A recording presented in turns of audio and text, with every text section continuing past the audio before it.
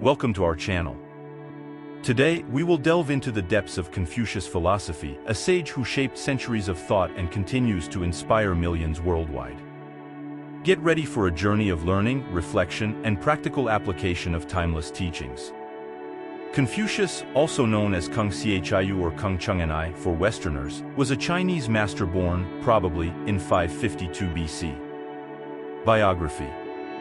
Born in 551 BC, he became an orphan at the age of 3 when his father passed away. Despite coming from a noble family, they faced financial difficulties.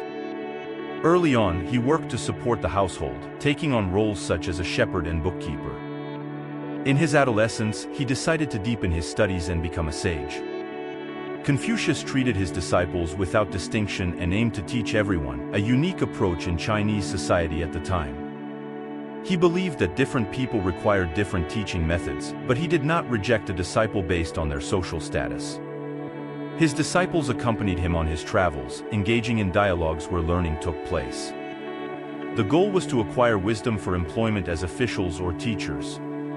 Despite being considered a religion by many, Confucianism cannot be definitively classified as such.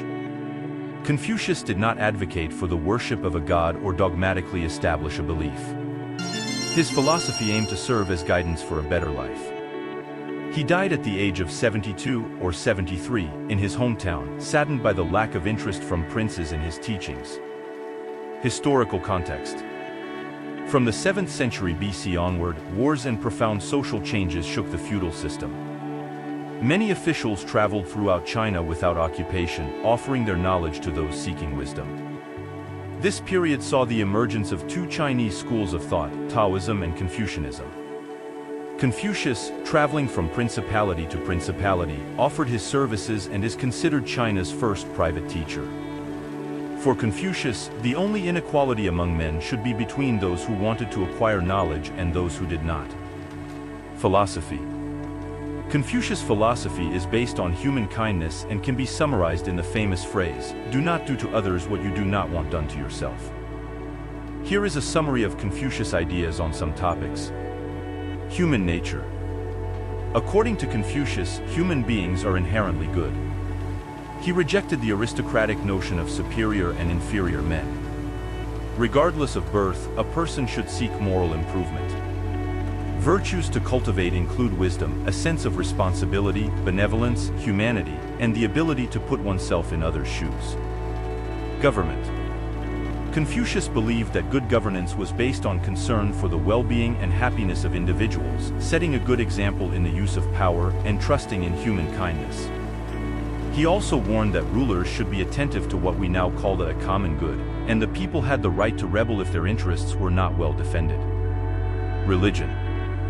Confucianism broke with the traditional religion of the time, which believed in an afterlife where the social hierarchy on earth would be repeated. Confucius advised his disciples not to worry about the afterlife, as it couldn't be known in this life. Instead, he advocated cultivating virtues that would help individuals become better people and contribute to the happiness of others. Works. Although Confucius is a renowned philosopher, it's unlikely that he wrote anything during his lifetime. His books are likely compilations collected by his disciples. His ideas are gathered in the 4 books. Luanyu Dialogues Analects. Da Xue Great Learning. Zhongyang The Doctrine of the Mean. Menqiu Mengzi. Do not do to others what you would not like done to yourself. This is a central expression in Confucius ethics, highlighting the importance of empathy and mutual respect. When we see men of a worthy character, we should think of equaling them. When we see men of contrary character, we should turn inwards and examine ourselves. Confucius encourages self-reflection and the pursuit of personal improvement inspired by virtuous models. The man of wisdom is the man of years, that is to say, the man who knows the extent of his own ignorance. It emphasizes intellectual humility, acknowledging the limitation of knowledge. Silence is a true friend who never betrays. Confucius values the power of silence and the importance of choosing words carefully.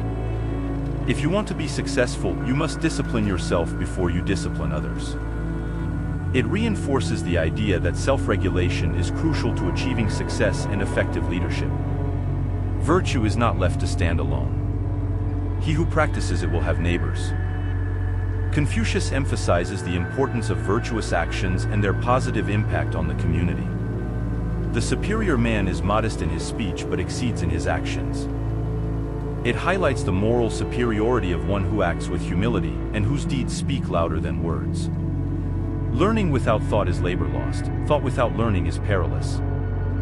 It underscores the importance of reflection as an integral part of effective learning. What you do not want done to yourself, do not do to others. It reinforces the golden rule of reciprocity, emphasizing the importance of acting considerately toward others. It is not shameful not to attain your goals. Shameful is not to have goals to attain. Encourages goal setting and aspirations, highlighting that the effort itself is valuable. When we see men of a contrary character, we should turn inwards and examine ourselves. Reflects the idea that positive models can inspire personal improvement, while negative ones can serve as lessons. The man who moves a mountain begins by carrying away small stones. Illustrates the importance of perseverance and continuous effort in achieving significant goals. It is not the employer who pays the wages.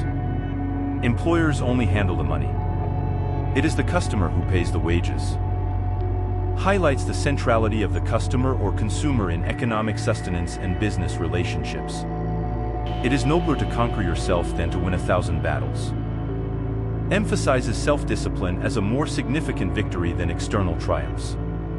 The man of character does what is right even when no one is looking. Reflects integrity as a fundamental component of character, irrespective of external circumstances. If I am walking with 2 other men, each of them will serve as my teacher. I will pick out the good points of the one and imitate the bad points of the other. Highlights constant learning and the ability to extract valuable lessons from diverse experiences and people. He who does not know what love is cannot understand the true meaning of hatred. Explores the duality of human emotions, suggesting that understanding one is crucial to comprehend the other. The superior man blames himself, the inferior man blames others. Reflects on personal responsibility and the tendency of some to externalize blame rather than self-assess. No matter how busy you may think you are, you must find time for reading or surrender yourself to self-chosen ignorance. Stresses the importance of reading and continuous learning regardless of life's demands. He who learns but does not think is lost. He who thinks but does not learn is in great danger. Emphasizes the critical role of both learning and thoughtful reflection in the pursuit of knowledge. If you enjoyed embarking on this enriching journey, don't forget to subscribe, like and share this video. Together, we will explore the enlightened paths of Eastern wisdom. Until then, in the next video.